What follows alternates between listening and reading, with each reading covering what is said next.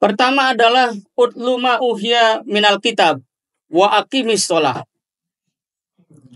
Bacalah wahai Muhammad, karena pertama kali ayat turun ini kepada Rasulullah, maka yang disebut atau yang diajak berdialog oleh Allah adalah Rasulullah. Tapi sekarang mukhotobnya berubah, itu menjadi kita semua. Baca dari apa yang diwahyukan kepadamu dari kitab, dan dirikanlah sholat. Ini menarik. Al-Quran punya perintah membaca itu ada dua kata yang paling populer. Pertama ikro, yang kedua utlu.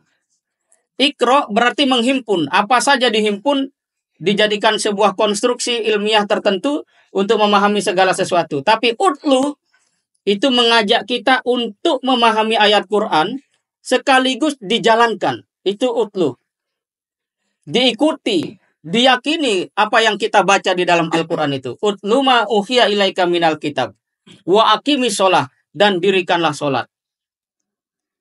Kemarin kami menemani Kiai Haji Ahmad Sudrajat memberikan sebuah pendampingan upgrading dai.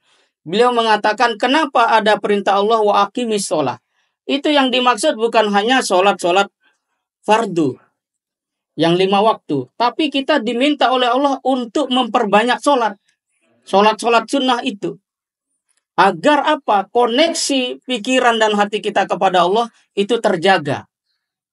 Ya minimal memang sholat 5 waktu itu dikerjakan. Itu sudah bagus. Insya Allah masuk surga. Tapi kalau kita ingin lebih, sholat sunnah. Kenapa? Ini di ayat ini dilanjutkan. Inna sholata tanha anil fahsya wal munkar. Sesungguhnya orang-orang yang mendirikan sholat, mereka akan tercegah atau mencegah diri dari perbuatan keji dan munkar. Orang mengubah jenis bensin tertentu ke jenis yang lain, kemudian dijual dengan jenis tertentu yang orang banyak membeli di situ, itu termasuk orang yang sudah tidak lagi mampu mencegah dirinya dari perbuatan keji dan munkar. Dan yang menarik, respon masyarakat sangat menyayat hati.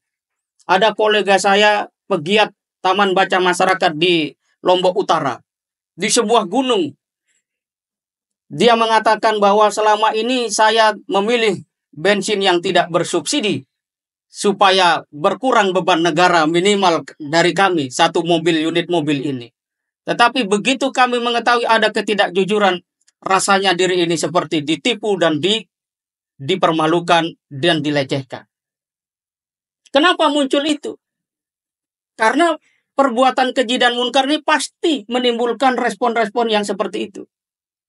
Dan kalau kita mau mengecek apakah kita baik di dalam kehidupan kita sehari-hari, terutama sholat kita adalah apakah kita sudah bisa menjadikan waktu di luar sholat kita berkualitas dengan yang terbaik. Baik dalam konteks muamalah maupun kepada Allah Subhanahu wa Ta'ala. Kemudian ayat itu mengatakan wala zikrullahi akbar. Dan begitu banyak keutamaan orang-orang yang mengingat Allah. Dan mengingat Allah itu boleh dengan tasbih, tahmid, takbir. Termasuk mengingat Allah itu adalah ketika kita hendak melakukan sesuatu, kita memiliki pertimbangan. Contoh, habis sholat, apa yang akan kita lakukan? Buka TikTok atau buka misalnya artikel atau Al-Quran atau hadis. 20 menit buka TikTok, yakin tidak akan ada ketenangan diperoleh. Tapi 20 menit membuka hal-hal yang positif, insya Allah akan ada tambahan ilmu, akan ada penguatan benteng di dalam diri kita untuk terus memilih jalan-jalan kebenaran. Itu tinggal kita memilih. Tetapi kata Allah, wala zikrullahi akbar. Yang mengingat Allah itu akan mendapat banyak keutamaan. Wallahu ya'lamu ma tasna'un. Allah mengerti apa yang kita kerjakan. Jadi menjelang Ramadan ini kita harus mulai mengubah cara kita berinteraksi dengan Al-Quran. Bukan lagi sebatas dibaca, tetapi dibaca dan diyakini dan disiapkan diri kita untuk mengamalkan. Utlu, itu yang Allah kehendaki. Dan kalau kita perhatikan mengapa banyak orang melakukan pelanggaran, ya karena dia hanya membaca aturan sebatas dilihat, dia tidak membentuk satu kesadaran. Orang yang membaca dengan sungguh-sungguh tanpa ada pengawasan, insya Allah dia akan ingat bahwa melakukan kejahatan itu pasti kembali pada diri sendiri hasilnya.